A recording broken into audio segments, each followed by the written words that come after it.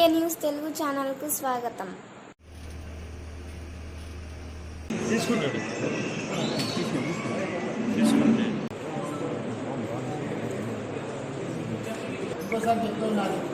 దేవుడి సత్యం పూజారి కనుక అమ్మ పుట్టినలో మేనమామి పేరు ఉమామహేశ్వర నాయుడు గారు సైకో పోవాలి సైకిల్ రావాలి అని మాట్లాడినారు. దానికంతా సాక్ష్యాధారాలు ఉన్నాయి.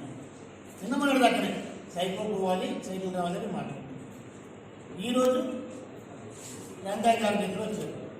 నాకు ఒకటి అర్థం కావడం లేదు. ఈ ప్రాంతంలో అభ్యర్థి రంగయ్యనా ఉమామహేశ్వర నాయుడు నాకు అర్థం కావడం లేదు.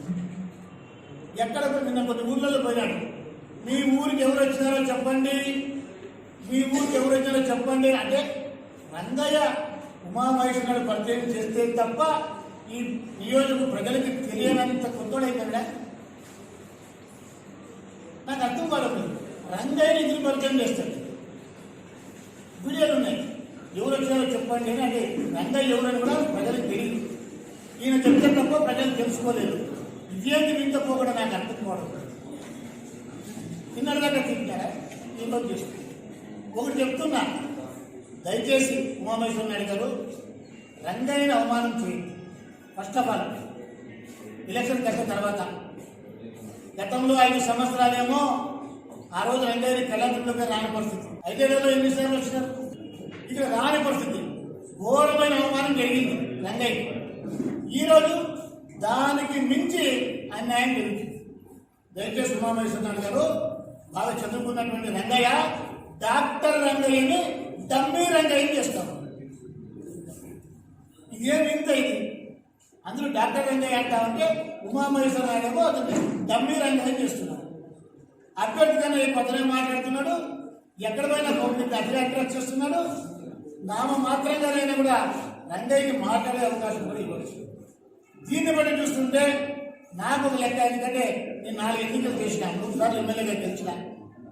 ఆయన ఐడియా ఎలా కనబడుతూ ఉందంటే నాకు ఉమామహేశ్వర నాయుడు గారి ఐడియా రాబోయే రోజుల్లో రంగయ్య ఓడిపోతే పంపించేస్తే వైసీపీ తరఫున ఇన్ఛార్జిగా ఉండాలి, ఆ స్థానంలో ఉండాలి అనేటువంటి దురుద్దేశం నాకు కనబడతా ఉంది.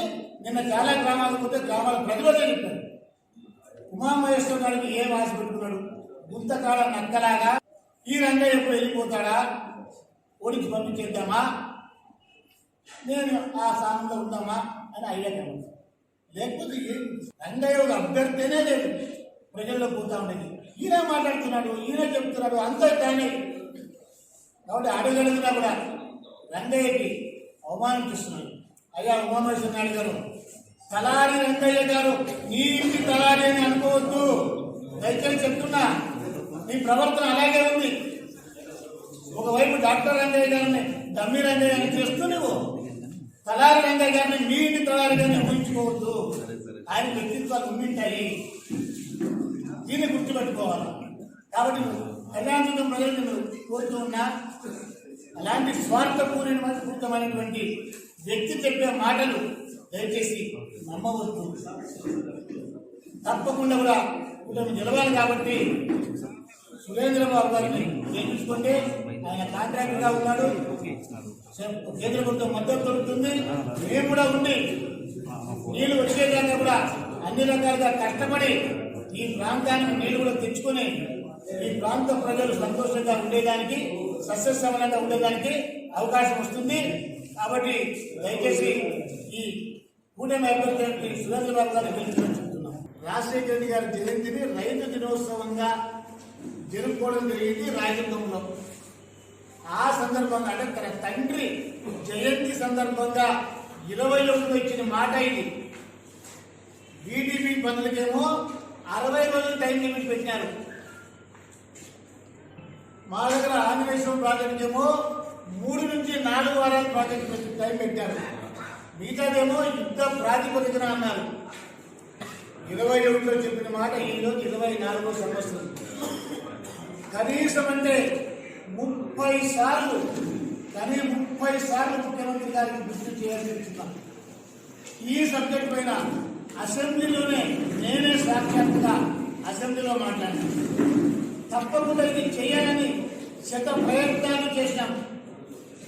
సంక్రాంతి పండుగ రోజు కూడా గుడివాడలో సంక్రాంతి సంబరాలు ఉంటే అక్కడికి పైన ఆయన అపాయింట్మెంట్ సరిగ్గా ఇవ్వకపోతే ఆయన ఎక్కడెక్కడ బయట ప్రోగ్రామ్స్ ఉన్నాయో ఆ ప్రోగ్రామ్స్ లో పోయి కలిసిన ఇంత చేసినా కూడా తను 27లో ఇచ్చిన మాట నిలబెట్టుకున్నాడా? ఈ పనులు కాకపోవడానికి బాధ్యత ఎవరిది? ఉమామహేశ్వర నాయుడు గారు. సురేంద్ర బాబు గారు ఏదో తప్పైనట్టు, ఆ పనులు కాకపోవడానికి కాంట్రాక్టర్ గా అతను విఫలమైనట్టు రకరకాలుగా మోసపు మాటలు మాట్లాడుతూ ఉన్నారు. ఈ రోజు నేను జగన్మోహన్ రెడ్డి గారు పోయి చేస్తున్న అకస్మాత్తుగా నీకు ప్రేమ గుర్తుకొచ్చేసింది, నీకేం తెలుసు అని అడుగుతున్నా. ఉమామహేశ్వర గారికి కళ్యాణ్ మనకి తెలుసా? అతనికి ప్రాంత పరిస్థితులు తెలుసా? అతనికి ఎవరి వల్ల రాలేదో ప్రాజెక్టు తెలుసా? అతనికి నోరు ఉంది కదా అని చెప్పి ఆయన ఇష్టం వచ్చినట్లుగా మాట్లాడుతూ ఉన్నారు. అది పద్ధతి కాదు. కాబట్టి ఆయన పద్ధతి మార్చుకోవాలా అని నేను చెప్తా ఉన్నా. రాబోయే రోజులలో తప్పకుండా గౌరవ ప్రధానమంత్రి నరేంద్ర మోదీ గారి సహాయంతో కూటమిలో భాగంగా పొత్తులో ఉన్నాం కాబట్టి రాష్ట్ర ఆర్థిక పరిస్థితులు బాగలేకపోయినా కూడా నాకు ఒక ధైర్యం ఉంది. మేము కేంద్ర మద్దతుతో అయినా కూడా ఆ పనులు పూర్తి చేయించుకోగలుగుతామని ఒక నమ్మకం. ఉమామహేశ్వర నాయుడు గారు, మీ సొంత అజెండా తీసుకోవద్దు. మన కళ్యాణదుర్గం ప్రజల మంచినే మనం కోరాలా, దాన్ని అతను గుర్తుపెట్టుకోవాలి. ఒక మాట చెప్తా ఉంటాను ఎప్పుడు కూడా నేను, అక్కడ నీళ్లు లేకపోతే, బీటీపీలో నీళ్లు లేకపోతే రైతుల కళ్ళల్లో నీళ్లు వస్తుంది. రైతుల కళ్ళల్లో నీళ్లు రాకూడదు అంటే బీటీపీలో నీళ్లు ఉండాలి. ఇక్కడ 114 చెరువులు నిండాలి. రాయదుర్గానికి కూడా చెప్పారు, మాట ఇచ్చారు జగన్ గారు, కానీ ముందుకు రాలే.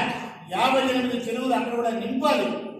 లేకపోతే ఈ ప్రాంత పరిస్థితులు చాలా అధ్వానంగా ఉన్నాయి.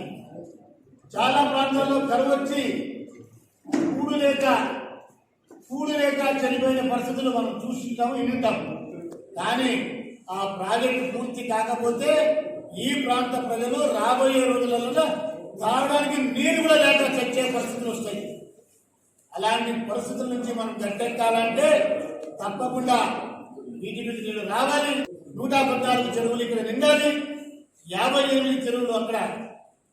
దానికి తోడు 36 ప్యాకేజ్ రాయదుర్గం మళ్ళీ కళ్యాణదుర్గానికి వేలాది ఎకరాల ఆయకట్టు తెచ్చేది. 25% కన్నా తక్కువ పనులు ఉన్నాయని 2019లో మనకు ఈ జగన్మోహన్ రెడ్డి గారి ప్రభుత్వం వచ్చిన తర్వాత స్టాప్ చేసినారు. ఏం చెప్పారు? మళ్ళీ రిజ్యూమ్ చేస్తారని చెప్పి ఆయన 21లో చెప్పారు. ఈ రోజుకు రిజ్యూమ్ కాలే. అది అయ్యిందంటే కూడా ఎంతో ప్రాంతానికి మళ్ళీ నీటి సౌకర్యం వచ్చేది, ఆయకట్టుకు నీళ్ళు వచ్చేది. అది కాలే. ఇవన్నీ బాగుండాలంటే తప్పకుండా కూటమి అభ్యర్థులు గెలవాలి. నరేంద్ర మోదీ గారి కేంద్ర ప్రభుత్వ సహాయ సహకారాలు మనం తీసుకోవాలి. ఆ బాధ్యతను పూర్తి చేసుకోవాలి. అది కాకుండా తన సొంత లబ్ధి కోసం ఉమామహేశ్వర నాయుడు గారు ఆడ తిరుగుతూ ఉండేది తప్పు అని చెప్తారు.